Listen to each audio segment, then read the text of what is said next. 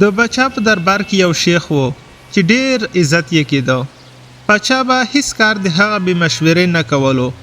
د شیخ ډیر عزت په هغه کې د کبر ناروغي پیدا کړې وه. یوه ورځ چې شیخ د پاچا په باغ کې ګرځېده یوې بې ادبې بیزو ورپورې وخندل. شیخ وګوره.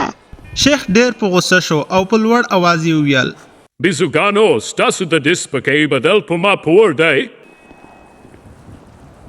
شیخ چې له باغه ووت د بیزوګانو مشر په باغ کې ټول بیزوګان راټول کړل. ورته یې وویل شیخ ډېر قیمته سړی دی. خامخا به موږ ته څه دسیسه جوړه کړي.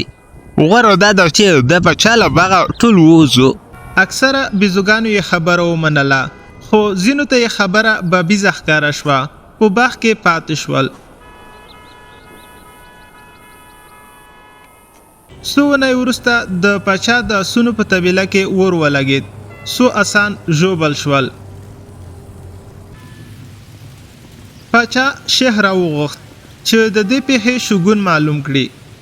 ته وګوره چې ولې داسې وشول. موږ باید په راتلونکي کې څه وکړو. اجازه راکړه چې زه د شپې کتابونه وګورم. بیا به سبا په دربار کې حال درکړم. پاچا ورسره خوښه کړه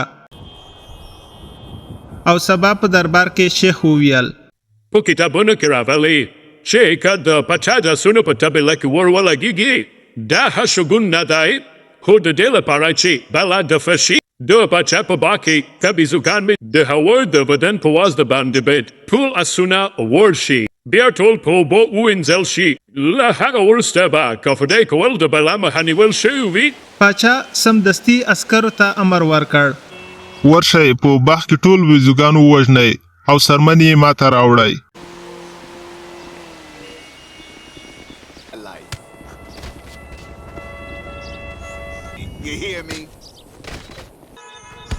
د پاچا ساتونکو په باغ کې ټول بیزوګیان ووژل.